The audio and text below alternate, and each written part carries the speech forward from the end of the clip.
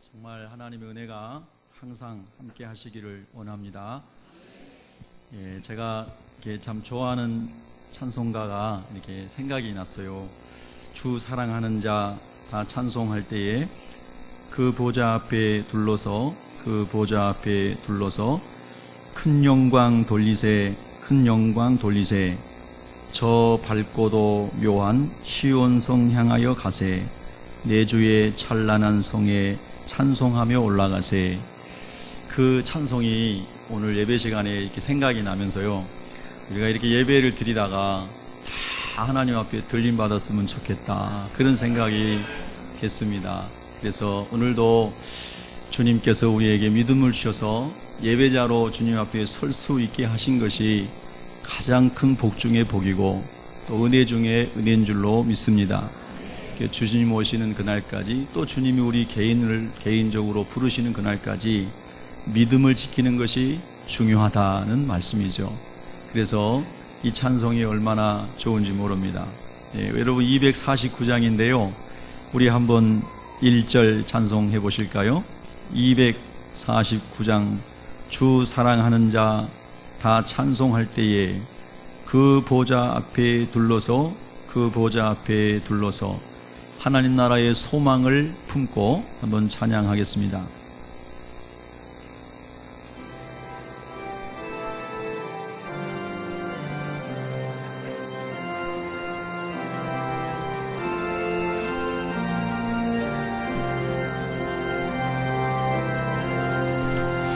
주 사랑하는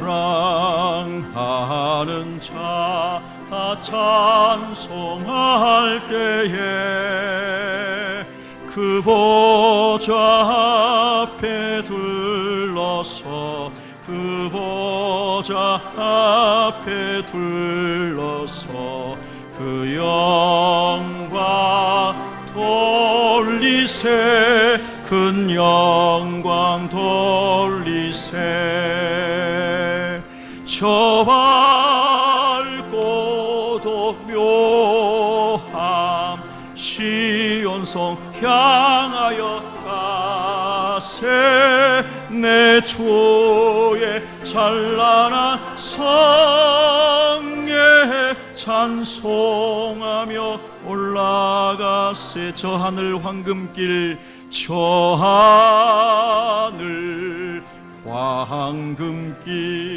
나 올라갈 때에 시온성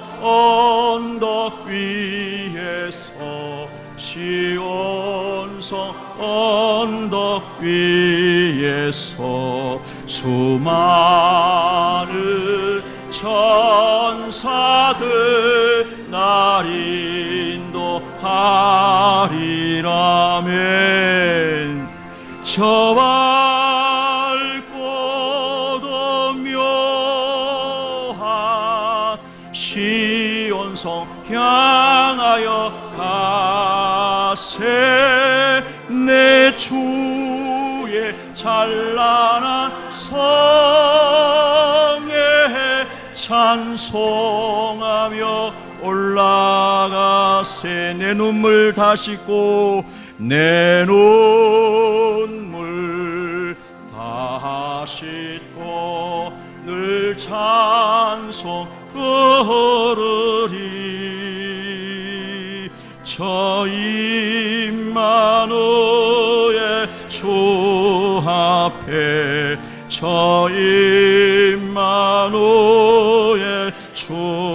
앞에 나 영광 돌리리 나 영광 누리리 저 밝고도 묘한 시온성 향하여 가세 내 주의 찬란한 성에 찬송하며 올라가 저 밝고도 묘한 저 밝고도 묘한 시온성 향하여 가세 내 주의 찬란한 성에 찬송하며 올라가세. 아멘. 우리 성도의 소망인 줄로 믿습니다. 오늘 이렇게 예배자로 여러분이 오셨지만 또 우리 식구들 중에는 이 땅에 수고하고 무거운 짐 때문에 힘겨워하는 그런 식구들도 있을 수 있으시죠.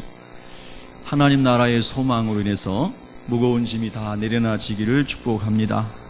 오늘 우리가 하나님 말씀 묵상하면서 또 새로운 소망을 갖고 힘을 얻고 하늘 소망을 향하여 전진해 나가는 믿음의 사람들이 되시기를 축복합니다. 오늘 이제 우리가 묵상하는 이 다윗의 시편 23편은 너무나 유명하여 많은 사람들이 자주 묵상하는 내용이죠. 다윗이라고 하는 사람은 그의 이름들을 부르는 호칭들을 여러 가지로 설명할 수가 있습니다. 그는 목동이라고 하는 호칭으로도 불려질 수 있고요. 또 아버지의 양을 치면서 들판에서 하나님을 많이 찬양하고 또 시를 쓰고 기도를 하고, 그래서 다윗은 성경에 이르기를 노래하는 자다, 찬양하는 자다, 이렇게도 다윗의 호칭을 부르기도 하고, 또 다윗은 시인이면서 또 다윗은 선지자다, 하나님의 성령의 감동을 받아서 하나님의 말씀을 하는 선지자다. 그래서 시편 22편을 보면 다윗의 그 시편 속에 예수님의 십자가의 순환이 다 예언되어 있는 것을 우리가 볼 수가 있습니다. 뿐만 아니라 다윗은 이스라엘과 블레셋과의 전쟁이 일어났을 때에 하나님께서 쓰시는 용사로 쓰임받는 용사이면서 또 군대의 장관이면서 마침내는 왕이 되는, 그래서 다윗을 부르는 여러 가지 호칭들 속에 다윗의 어린 시절부터 노년에리까지 그의 인생의 이야기가 다 담겨져 있다, 이렇게 우리가 설명할 수가 있을 것 같습니다. 다윗은 성경에 하나님께서 하나님 마음에 기뻐했던 사람으로 사도행전에 그렇게 기록이 되어 있습니다. 하나님의 마음에 합한 사람이다. 그래서 늘 말씀드리지만 이스라엘의 열 왕들이 하나님을 경외하는 길로 가면 그가 다윗의 길로 갔다라고 성경이 기록을 합니다. 마찬가지로 오늘 우리가 예수 그리스도 안에서 주님이 원하시는 기뻐하는 길을 가게 되면 구약적으로 표현하면 다윗의 길로 가는 사람이다, 이렇게도 말할 수 있겠습니다. 다윗은 어린 시절부터 노년에 이르기까지 하나님과 동행하는 사람이었습니다. 물론 그의 인생 가운데 많은 넘어짐, 부침이 있었지만 그러나 결론 그의 인생이 마지막에 이르는 그날까지 하나님 뜻 안에 그가 인도받아 살았다고 하는 것은 성경이 말씀하는 내용입니다. 자, 그러면 오늘 우리가 1절을 보시면 1절을 함께 읽겠습니다. 시작. 여호와는 나의 목자시니 내게 부족함이 없으리로다. 아멘. 아마 예수님을 오랫동안 믿어오신 분들은 이 구절에 대하여 주석을 달라고 하면, 이 구절에 대하여 내 인생 가운데 행하셨던 하나님에 대하여 설명을 하려고 하시면 여러 페이지를 아마 적으셔야 할 겁니다. 그래서 그냥 적지 않고 여호와는 나의 목자시니 내게 부족함이 없으리로다, 이렇게만 고백해도 어떤 사람은 눈물이 나오고 어떤 사람은 영혼에 감동이 있고 하나님 나라의 소망이 가득 채워지는 그런 분이 계실 거예요. 오히려 설명을 더 많이 하려고 하면 이 성경 말씀이 누추해지는 것 같은 그런 느낌이 들 때도 있죠. 자, 오늘 우리가 이 다윗의 삶을 묵상하면서 다윗이 하나님이 나의 목자시라고 고백했던 이 고백이 여전히 저와 여러분의 고백이 되고, 또 아직 그런 고백을 하시지 못한 분이 계시다면 그런 고백을 하실 수 있는 시간이 되기를 축복합니다. 다윗의 첫 번째 직업이라고 할 수 있다면 그것이 목동이었죠. 아버지께서 8형제들을 두셨는데 너희들이 들판에 나가서 아버지의 양을 먹이고 지키고 키우도록 해라. 그래서 보냈는데 그 8형제 중에서 유독 다윗이 더 많은 수고를 한 것으로 우리가 성경을 보면은 알 수가 있습니다. 그렇지만 이 다윗은 그 수고한 것에 대한 인정이라든가 자기 자존감을 심어줄 수 있는 아버지와 형들로부터의 격려라든가 이런 것을 많이 받지 못한 것을 우리가 성경을 통해서 이렇게 볼 수가 있죠. 그 결정적인 증거가 사무엘이 왔을 때에 다른 아들들은 다 이새가 사무엘 선지자 앞에 불러왔는데 막내인 다윗은 불러오지도 않고 너는 여전히 들판에서 양이나 치고 있어라. 이런 것을 볼 때에 다윗이 얼마나 한편으로 외로운 사람이었는가 하는 것을 알 수가 있습니다. 오늘 아침에 제가 어떤 기사를 보니까요, OECD 국가 중에서 자살을 제일 많이 하는 나라가 우리 대한민국이라고 하는 부끄러운 또 수치가 나왔습니다. 대개 10만 명 중에 12명 정도가 OECD 국가들 중에서 자살을 하는데 우리나라 사람들은 29.1명이 자살을 한다고 합니다. 그리고 스스로 자기가 주관적으로 나는 건강한 사람이다, 정신적으로 육신적으로 이렇게 생각하는 사람들이 OECD 국가 중에서 제일 많은 사람들이 뉴질랜드로 90% 정도의 사람들이 자기는 건강하다고 생각하답니다. 근데 우리나라 사람들은 주관적으로 자기가 자기를 생각하기를 39% 사람만이 나는 건강하다고 생각한다는 것입니다. 그만큼 많이 정신적으로 육체적으로 피로감을 느끼고 살아가고 있고 외롭고 힘든 삶을 살아가고 있는 사람들이 우리 한국 땅에 많다라고 하는 통계죠. 그게 어느 정도까지 정확한지는 모르겠지만 어쨌든 그런 기록들을 볼 수가 있습니다. 또 더욱 심각한 것은 미국에서 나온 어떤 기사를 보니까요, 그 많은 사회적인 문제 속에서 고통당하고 주위에 물들어 있는 사람들 중에 기독교인이라고 이제 종교 실태 조사에서 크리스찬이라고 말한 사람들이 50%를 넘는 것을 봤습니다. 그러니까 우리가 예수님을 믿지만, 하나님을 믿지만 왜 많은 그리스도인이라고 하는 사람들이 이 세상을 살아가면서 그런 마음을 가지고 그런 감정을 가지고 눌려있고 심지어는 자살하고 이렇게 살아가는 것일까라고 하는 것에 대해서 우리가 한번 생각하게 되는 것이죠. 그러면서 저 동시에 저와 여러분이 이 세대 가운데 살아가면서 정말 오늘 말씀의 제목처럼 하나님, 내게는 부족함이 없습니다, 이렇게 말씀하실 수 있겠는가, 이렇게 고백할 수 있겠는가, 이것이 굉장히 우리 개인에게 실제적인 문제라고 하는 겁니다. 누가 듣기 좋기에 나는 평안합니다, 나는 부족함이 없습니다, 내 체면상 그렇게 말하는 것이 아니라 내가 홀로 있을 때에 내가 항상 하나님 앞에서 내게 부족함이 없습니다, 이렇게 말할 수 있는 성도인가를 우리 자신이 들여다봐야 한다는 것입니다.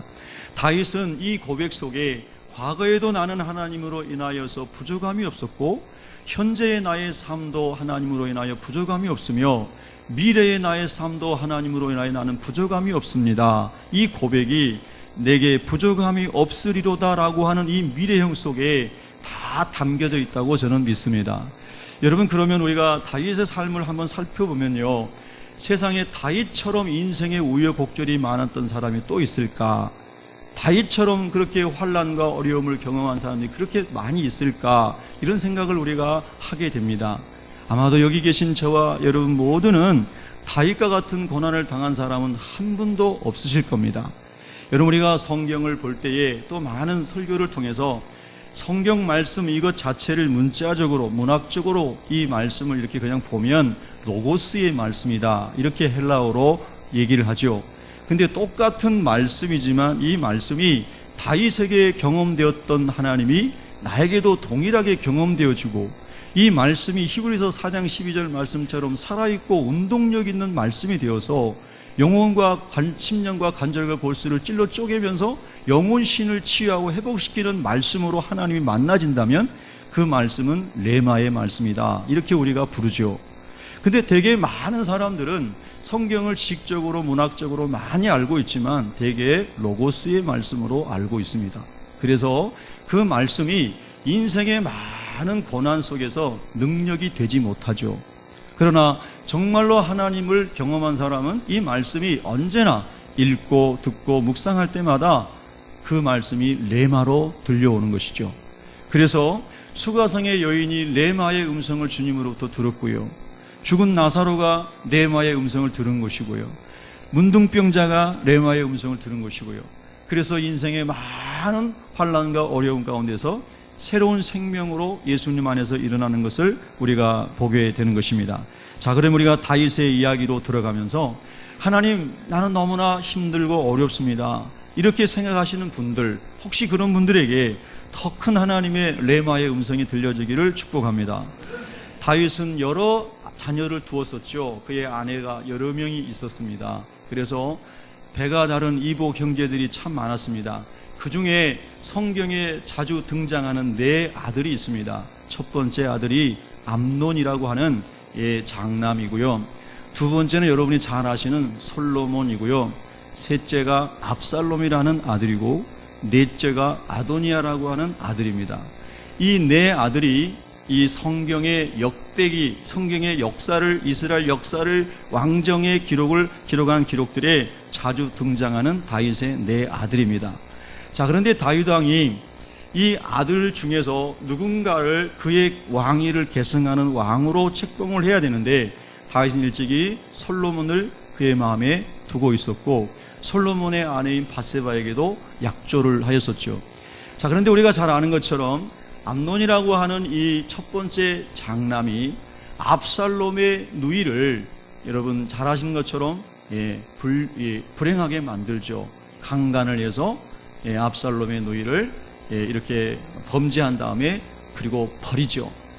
그런 엄청난 죄악이 그 자녀들 가운데서 일어나게 되는 겁니다.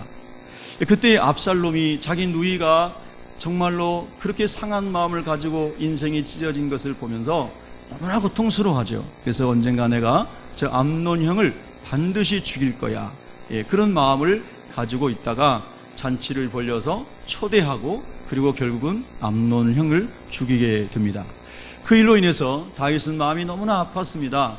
압살롬이 도망을 쳐서 먼 곳에 가서 외롭게 유배해 있다가 수년 후에 다윗 왕의 부하인 요압 장군이 왕이시여 이제 압살롬을 다시 불러와야 하지 않겠습니까? 강청에 강청을 하여 다윗이 압살롬을 불러오는데 왕의 식탁에서는 같이 밥을 먹지 않고 그가 따로 거하게 합니다. 그때 압살롬은 아버지가 형이 잘못한 것으로 인해서 내가 이 한 행동에 대하여 왜 나를 이렇게 미워하실까라고 하는 또 안타까운 마음, 그것이 좀 더 다른 쪽으로 발전이 돼가지고 분노의 감정으로 바뀌어서 내가 이제 우리 아버지를 쳐서 죽이고 내가 아버지의 자리에 앉겠다라고 왕이 찬탈을 하기 위하여 이 반역을 일으킵니다. 요즘 말로 하면 구테타를 일으키는 거죠. 그래서 이 압살롬이 아버지에게 반항할 때에 다윗 왕이 신발을 제대로 신지도 못하고 도망을 쳤다 그랬어요. 다른 사람이 자기에게 고통을 주는 게 아니라 다윗 왕이 정말 사랑했던 압살롬이 너무너무 잘생기고 머릿결이 너무너무 좋아 허리까지 내려오고 키가 크고 아주 얼굴이 윤기가 나고 잘생긴 아들이었다라고 성경에 나오잖아요. 그래서 이 다윗이 압살롬을 좋아했는데 이 압살롬이 그런 반역을 일으킵니다. 그런데 그 상황 속에서도 다윗은 요압 장군과 부하들에게 내 아들 압살롬을 절대로 죽이지 말아라 그렇게 명령을 하죠. 그런데 요압 장군이 압살롬을 부하를 시켜서 죽입니다. 그때에 다윗 왕이 많은 아픔을 가지고 있으면서 그렇게 울면서 이렇게 탄식을 하죠. 내 아들 압살롬아, 내 아들 압살롬아, 내 아들 압살롬아. 차라리 내가 죽었어야 되는데 어찌하여 내 아들 압살롬이 죽었는가. 그러면서 다윗 왕이 막 통곡을 합니다. 제가 어렸을 때요 그 성경을 읽으면서 막 울었어요. 야, 아버지의 마음이 저런 건가 보다. 자식이 저렇게 모반을 하고 아버지를 죽이려고 달려드는데도 다윗 왕이 아들을 위하여 그렇게 막 우는 거예요. 오늘 우리 부모님들 마음이 그러신 줄로 믿습니다. 또 그것이 하나님 아버지의 마음이죠. 우리가 하나님을 대항하고 하나님을 반역하고 하나님께 정말 하나님의 이름을 망령되이 일컫는 길을 가지만 하나님 여전히 우리를 향하여 울고 계시고 우리를 예수님 안에서 불러주시고 우리를 찾고 계시는 분이 하나님 아버지신 줄로 믿습니다. 그래서 이제 다윗 왕의 그런 아픔을 우리가 또 보게 되는 거죠. 압살롬이 나중에 이제 죽습니다. 그리고 그 또 다른 이제 왕자인 아도니아도 자기가 왕이 되고 싶어가지고 사람들을 자기 편으로 만듭니다. 아버지의 허락도 받지 않고 자기 편으로 사람들만 만들어가지고 어느 장소에 가가지고 야, 아도니아가 이제 이스라엘의 왕이 되었다고 선포해라. 그리고 그렇게 사람들이 알 수 있도록 다 이렇게 알리도록 해라. 이런 모반을 하게 되잖아요. 이런 말이 이제 들려오니까 이제 솔로몬이 어머니에게, 또 어머니가 이제 다윗 왕에게 얘기해서 다윗 왕이 그 모반을 진압을 하면서 또 아도니아가 어쨌든 결과적으로 죽임을 당하게 됩니다. 여러분, 이 이야기는 성경에 나오는 다윗의 가정에 대한 가족사입니다. 그런데 다윗의 입장에서 볼 때 여러분, 이보다 끔찍한 일이 있을 수 있을까요? 이보다 끔찍한 일이 있을 수 있어요. 위로부터 첫째, 둘째, 셋째, 넷째 아들 중에서 세 아들이 형제의 난을 통해서 다 죽는 거예요. 너무나 비참한 거죠. 그것을 다윗이 오늘 성경에 내가 사망의 음침한 골짜기로 다닐지라도, 저는 그렇게 묵상하고 싶었습니다.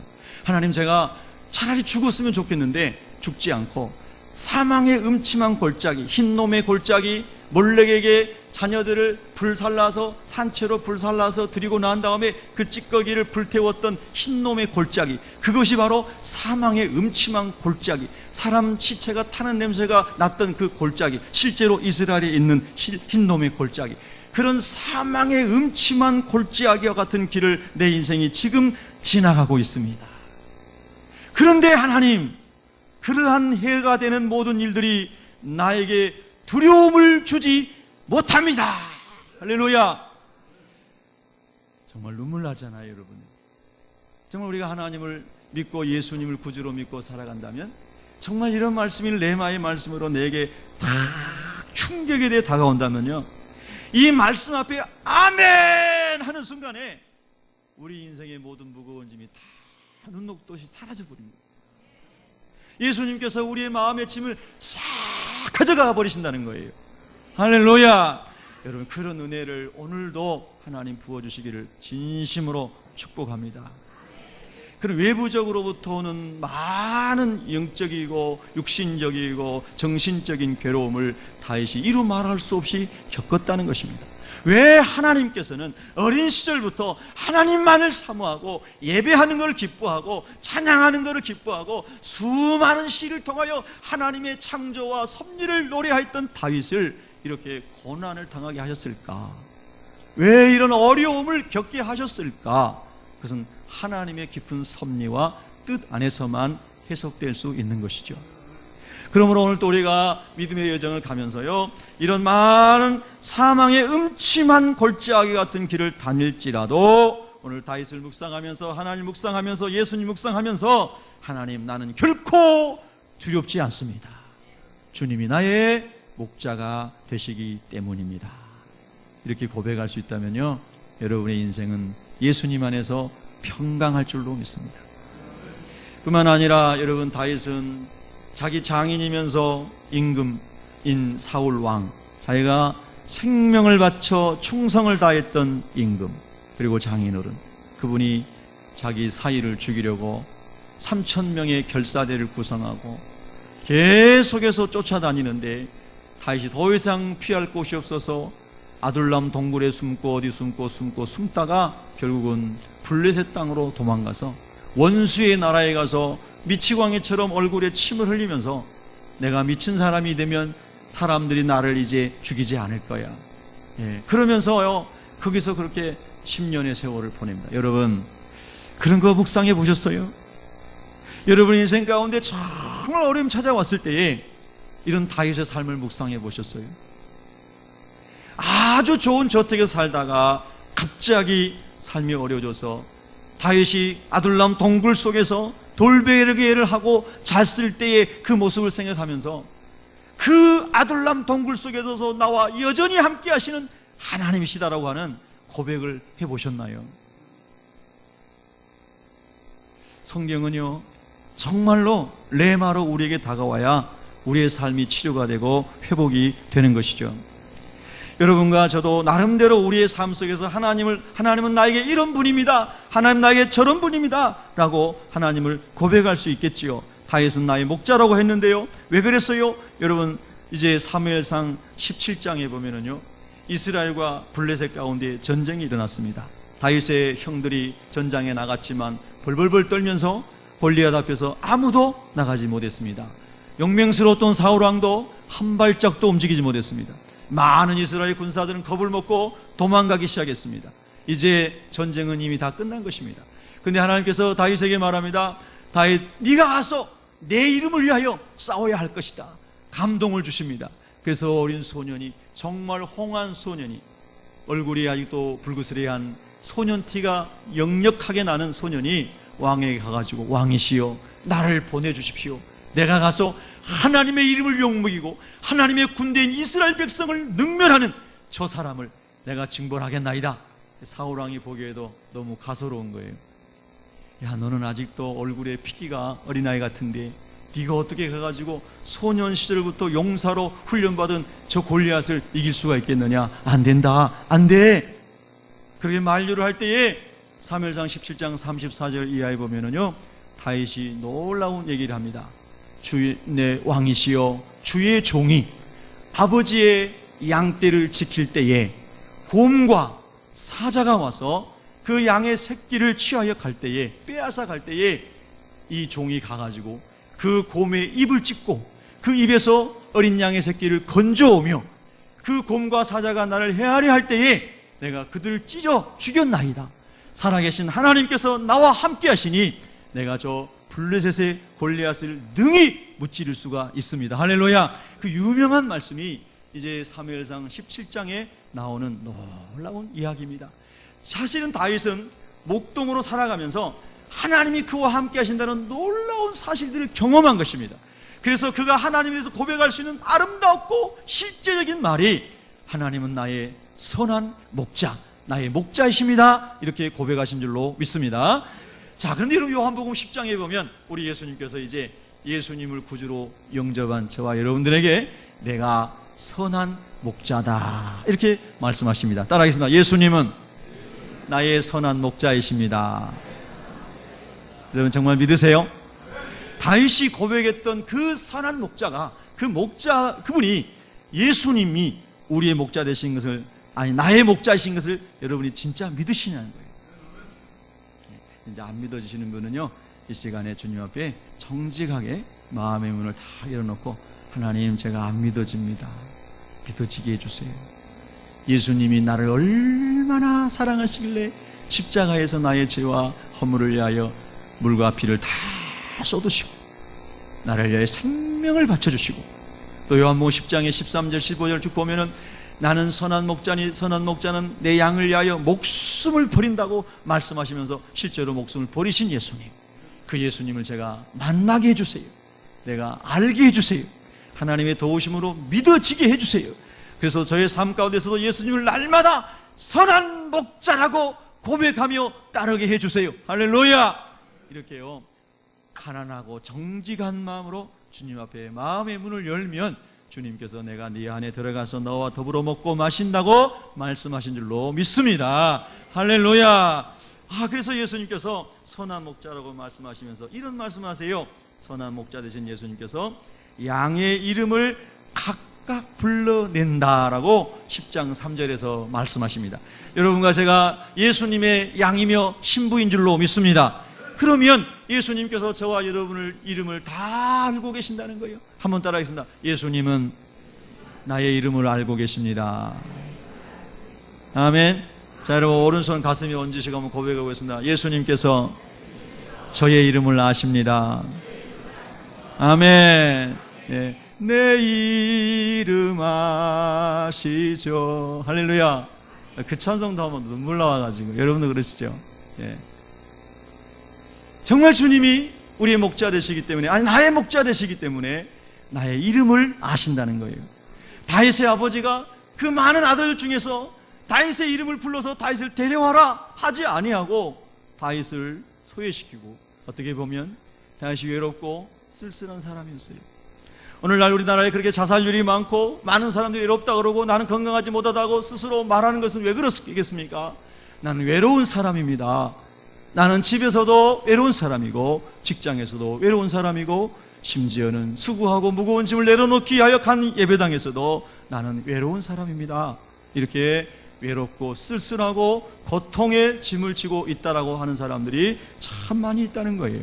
그런데 우리 주님이 말씀하십니다. 아니야, 너는 절대 외로운 사람이 아니야. 내가 너를 위하여 내 목숨을 줬잖아.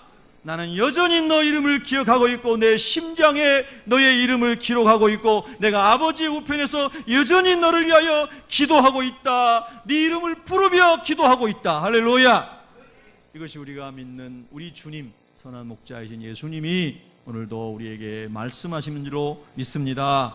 그래서 우리 예수님을 선한 목자로 믿고 따르는 사람은 외롭지 않습니다. 주님이 내 이름을 불러주시기 때문입니다. 다른 사람들이 나의 이름을 불러주지 않아도 주님이 너무나 사랑스럽게, 너무나 따뜻하게, 너무나 부드럽게 나를 불러주시기 때문입니다. 여러분, 우리가 세상에서 사람들을 만나면 좋은 만남도 있고 좋은 또 이야기도 들을 수 있고 좋은 격려도 들을 수 있지만 사람들은 그럼에도 불구하고 연약하기 때문에 사람의 말 속에는 사람의 냄새가 나고 사람의 약점이 있잖아요. 그래서 많은 좋은 이야기들도 있지만 또 때로는 우리가 믿음으로 극복해야 될 것도 생길 수 있잖아요. 그런데 우리 예수님은요, 완전하신 분이세요. 거룩하신 분이세요. 참 진리만 있으세요. 변함이 없으신 분이세요. 사랑의 주님이세요. 아멘. 그 예수님이 1대1로 저와 여러분을 만나셔서 내 이름을 불러서 어떤 문제가 있느냐, 네가 뭐가 힘드니, 네가 왜 외롭니, 네가 몸이 아파서 힘드니, 네가 넘어져서 너무 못 일하겠어, 힘들어. 주님이 이름을 부르시면서 지금 이 시간에도 저와 여러분을 찾아오신다는 거예요. 여러분, 이런 하나님의 말씀이 정말로 나에게 레마로 들려오면, 그러면 이 시간에 주님이 우리를 치료하시는 겁니다. 육신도 치료하시고 생각도 치료하시고 마음도 치료하시고 영혼도 치료하시고 주님, 내게는 부족함이 없습니다라고 다윗처럼 고백할 수 있도록 주님이 우리를 살리시는 겁니다. 여러분, 예수님 안에서 소생하시기 바랍니다. 그래서 주님 앞에 다윗이 주님은 나의 목자이시기 때문에 나에게는 부족함이 없습니다. 내가 아둘람 동굴에 있어도 부족함이 없고요, 왕궁에 있어도 부족함이 없고요, 블레셋 땅에서 미치광이로 살아도 부족함이 없고요, 제 인생은 하나님으로 인하여 만족합니다. 여러분, 이 신앙 고백이 있는 사람은요, 앞으로도 어떤 환난이 와도 주님 안에서 승리할 줄로 믿습니다. 또 우리가 하나 이게 보면은요, 3절에 보면, 23장 3절에 보면은요, 내 영혼을 소생시키시고 했는데, 이 말씀을 한번 이렇게 들어가서 묵상해 보면 그의 영혼이 다 죽었다가 살아난다는 거예요. 그런데 다윗이 그의 영혼이 죽은 두 번째 또 다른 이유가 있습니다. 그건 뭐냐면, 아까 첫 번째는 외부에서부터 오는 환난이었다면은 이 또 하나의 어려움은 자기 자신으로부터 오는 어려움이었어요. 여러분이 아시는 것처럼 다윗은 큰 죄를 범했습니다. 물론 하나님 앞에서는 작은 거짓말도 죄고요, 사기치는 것도 죄고요, 다 죄죠. 미워하는 것도 죄고 살인도 죄고 다 죄예요. 그러나 인간의 생각에서 볼 때 다윗이 큰 죄를 졌죠. 전쟁을 하고 있는데 자기의 충성스러운 장군인 우리아가 전장터에 나가서 목숨을 걸고 다윗 왕을 위하여 나라를 위해 싸우고 있는데 그 장군의, 충성스러운 장군의 아내를 겁탈을 하고, 그리고 그것을 자기가 속이고 숨기려고 하다가 그 장군을 또 최전방 전선에 내보내서 죽게 만들고, 그래서 간음죄와 그리고 거짓말하는 죄와 그리고 살인죄와 말할 수 없는 죄를 지었어요. 제가 생각할 때에 다윗이 얼마나 고통스러웠을까. 여러분 생각해 보세요. 다윗이 목동으로 있을 때에는 그가 늘 하나님과 교통하면서 하프를 켜며 찬양을 하고, 정말로 여러분 푸른 초장의 음유 시인으로 하나님의 영광을 선포하고 얼마나 아름다웠어요. 그런데 그가 왕위에 올라와서, 그가 권세 있는 자리에 올라와서 자기의 삶이 망가진 것을 보면서 여러분, 다윗이 얼마나 고통스러웠을까요? 얼마나 고통스러웠을까요? 사울은 천천히요, 다윗은 만만히로다 하면서 다윗을 칭송했던 많은 여인들이 저 못된 인간, 자기에게 저렇게 충성하는 신하의 아내를 겁탈한 저 부정한 사람, 저런 사람이 어떻게 왕이 될 수 있는가? 많은 사람들이 다윗을 비난했을 겁니다. 다윗에게 충성했던 많은 장군들이 겉으로는 어설지 모르지만 속으로 마음을 돌리고 등을 돌리고 기회만 있으면 다른 사람 편에 서겠노라고, 그런 사람들도 일어났고 실제로 모반이 일어나게 됩니다. 여러분, 그때에 다윗이 얼마나 괴로웠을까요? 우리도 때로는 어린 시절의 다윗처럼 너무나 순결하고 멋지게 믿음으로 살아갈 때가 있지만, 때로는 나도 모르게, 또는 어떨 때는 자기가 알면서도 고의적으로도 죄악의 수렁에 빠질 수가 있습니다. 너무나 절망이 큽니다. 거룩하게 주님을 따라갔던 사람일수록, 신실하게 열정적으로 주님을 섬겼던 사람일수록 죄의 늪에 빠지면 죽고 싶을 겁니다. 하나님, 나는 죽고 싶어요. 내 영혼은 죽은 거나 다름없어요. 내가 더 살아서 뭐 하겠어요? 이 많은 사람들이 나를 향하여 얼마나 비웃고 돌을 던지겠어요?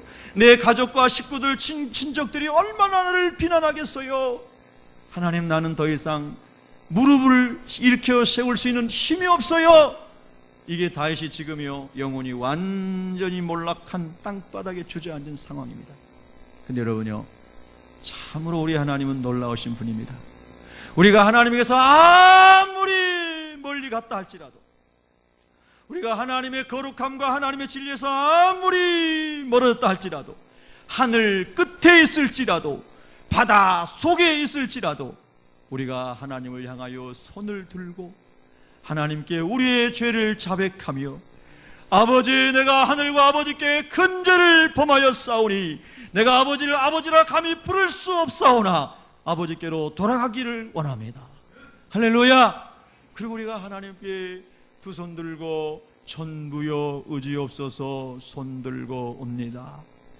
어린 시절에는 작은 잘못에도 민감하여 하나님을 두려워하며 섬겼는데, 왕이 된 나 다윗은 큰 죄를 범하고도 선지자의 책망을 듣고도 죄가 죄인지를 모른 강팍하고 화인 맞은 사람이 되었습니다.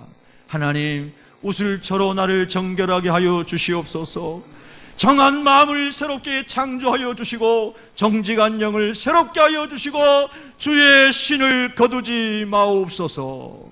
할렐루야. 다윗이 그렇게 기도를 시편 57편에서 기도를 합니다. 시편 51편에서 그렇게 기도를 합니다. 근데 다윗이 그때 이런 기도를 하죠. 내 주의 신을 거두지 마옵소서. 다윗이 왜 그런 기도 했을까요? 사울 왕이 하나님의 신에 감동되었을 때에 얼마나 하나님 그러셨는데, 하나님을 버리고 접신한 자에 가가지고 앞날을 물어보고 점을 치고 이렇게 완전히 하나님의 신이라는 길을 갔을 때에 하나님의 신을 그를 떠나게 되었고, 하나님의 신이 떠나게 되니까 사울왕이 미치광이처럼 잠도 잘 못 자고 헛소리를 하고 아주 그냥 이상한 사람이 되어버렸습니다. 다윗은 그걸 너무나 잘 알았습니다. 그래서 다윗이 가가지고 하프를 켜면서 하나님을 찬양하고 찬송하고 기도할 때에 악신이 떠나가고 사울왕의 정신이 돌아왔습니다. 다윗은 그것을 생각하면서 이제 내 영혼이 사울왕처럼 돼버렸구나. 내가 이렇게 엄청난 죄악을 범하고도 죄가 죄인지를 분간하지 못하는 화인 맞은 사람이 되었구나. 하나님 아버지, 우슬처로 나를 정결하게 하여 주옵소서. 우슬처는요, 박하가에 속한 이런 들풀 같은 겁니다. 우슬처란 말이 한문으로 소, 슬개골, 무릎, 그런 이제 모양을 가진 잎사귀라 해가지고 우슬초라고 한국에서 이렇게 부릅니다. 그런데 그것이 그것 자체에 거룩함의 효과가 있는 게 아니고요. 6월절 보혈을 피를 바를 때에 우슬초 줄기에 찍어가지고 그렇게 이제 거룩한 정결례를 행했기 때문에 우슬초라고 하는 식물을 불러서 기도를 하고 있는 겁니다. 하나님 아버지, 우슬초로 나를 정결케 하여 주시옵소서. 우리 한번 고백하겠습니다. 하나님 아버지, 우슬초로 나를 정결하게 하여 주옵소서. 그건 바로 뭡니까? 예수 그리스도의 보혈을 하나님 내게 발라서 예수 그리스도의 보혈로 진홍같이 붉은 죄를, 할렐루야, 양털같이 흰 눈같이 주님 거룩하게 씻어주셔서 나를 이 죄악의 늪에서 다시는 일어날 수 없을 것 같은 이 절망의 이 영혼의 파멸된 상태에서 하나님 나의 영혼을 소생시켜 다시 살려주시옵소서. 할렐루야. 이렇게 다윗이 침상을 적시며 기도를 회개하며 기도합니다. 그때 하나님께서요, 다윗의 죄를 다 씻어주시고, 다윗아, 여전히 나는 너의 목자다. 한번 따라했습니다. 하나님은 여전히 나의 목자이십니다. 아멘. 우리가 예수 그리스도를 영접한 이후에 혹 넘어졌을지라도 우리 하나님은, 우리 예수님은 우리가 돌이켜 돌아오기를 기다리고 계시다가 우리가 아버지 앞에 왔을 때에, 우리 예수님 앞에 왔을 때에 예수님 말씀하십니다. 나는 네가 넘어졌을 때에도 너의 목자였다. 네가 벼랑 끝에서 헤매고 있을 때에도 나는 여전히 너의 목자였다. 나는 여전히 너를 위하여 목숨을 바쳤다. 여러분, 얼마나 다윗이 얼마나 힘이 나고 용기 백배했을까요? 사람들은 여전히 다윗을 인정해 주지 않을 수 있겠지요. 그러나 하나님께서 그를 다시 받으셨으니 다윗의 마음이 기뻐서 하나님은 여전히 나의 목자가 되시기에 내가 부족함이 없습니다. 여러분, 이런 고백, 저와 여러분의 고백이 되시기를 축복합니다. 또 하나 우리 묵상하겠습니다. 6절 말씀입니다. 여러분, 시편 23편 6절을 읽겠습니다. 시작.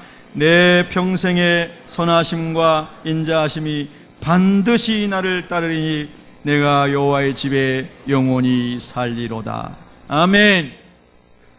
할렐루야. 평생의 하나님의 선하심과, 그리고 뭐라고 그랬죠? 인자하심이. 한번 따라했습니다. 인자하심이. 예. 할렐루야. 인자하심이. 이게 아니고 인자하심이. 예. 정말 우리 사람은요, 인자가 부족해요. 긍휼이 부족합니다. 근데 우리 하나님은요, 주님 오신 날까지 우리를 기다려 주세요. 예. 그러니까 주님 오시는 날까지, 성령이 역사하는 시대까지는 여전히 하나님께서 우리를 참고 기다려주세요. 아멘. 오늘 다 주님께로 돌아가시기를 축원합니다. 아멘. 지금 다 돌아가시기를 축원합니다. 할렐루야. 그래서 다윗이 이렇게 고백합니다. 내가 평생에 이 주님의 선하심과 인자하심이 반드시 나를 따를 것이니 내게는 부족함이 없습니다. 그러면서 놀라운 고백을 하죠. 내가 여호와의 집에 영원히 살게 될 것이기 때문에 나에게는 부족함이 없습니다. 여러분, 성도의 믿음의 결국 곧 영혼의 구원을 받음이라 하였습니다. 이 세상에서는 때로는 고대 광실 같은 집에서 살 때도 있고요, 때로는 좀 잘못돼가지고 아둘람 동굴 같은 데서 살 수도 있겠죠. 예. 그러나 우리의 집은 이 땅의 집이 아니고 예수님께서 마련하고 계시는 하나님의 나라인 줄로 믿습니다. 다윗 왕이 굴 속에서도 살아보고 들에서도 살아보고 움막 속에서도 살아보고 왕궁에서도 살아봤는데, 이제 다윗이 부족함이 없다라고 고백하는 그처에 대한 근거는 주님, 내가 왕궁에 있기 때문에 부족함이 없는 게 아니고요, 아버지의 집에서 영원히 거할 것이기 때문에 나는 부족함이 없습니다. 할렐루야. 이게 우리 성도의 소망입니다. 예수 그리스도를 믿고 주님을 주인 삼고 거룩한 길을 가고 말씀의 순종함을 따라 살아가는 성도는 내가 아버지의 집에 영원히 우리 주님과 함께 거할 것을 믿기 때문에 이 세상을 살아가면서 어떠한 환경을 만나도 하나님, 선한 목자 되신 하나님 예수님 때문에 저는 부족함이 없습니다. 이렇게 고백하며 살게 될 줄로 믿습니다. 이 은혜가 우리 모두의 될 것이 되기를 주님의 이름으로 축복합니다.